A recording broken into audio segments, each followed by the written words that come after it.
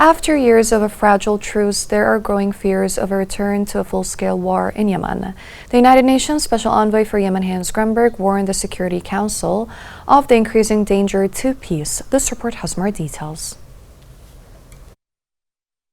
Speaking at the Security Council, Hans Grunberg, UN Special Envoy to Yemen, highlighted escalating rhetoric from conflicting parties, suggesting they are preparing for renewed military confrontation.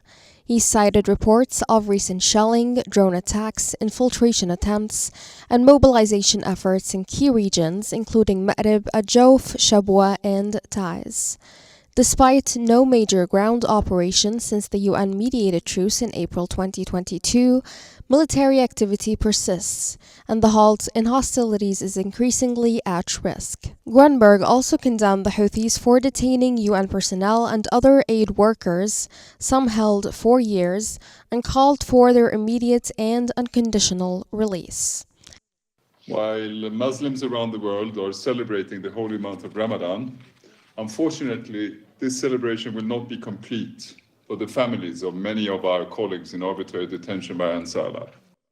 Meanwhile, the humanitarian situation in Yemen continues to deteriorate, with women and girls bearing the brunt of the crisis. UN Emergency Relief Coordinator Tom Fletcher warned of a deliberate pushback against equality as economic and social conditions worsen. Yemen remains one of the worst countries in the world for gender equality, ranking second to last on the Global Gender Gap Index. Maternal mortality rates are the highest in the Middle East, more than 10 times higher than in neighboring Saudi Arabia and Oman.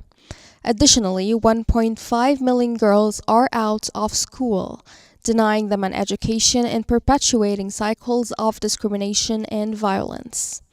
With international funding for Yemen dwindling, Fletcher warned that without urgent action, conditions will continue to worsen.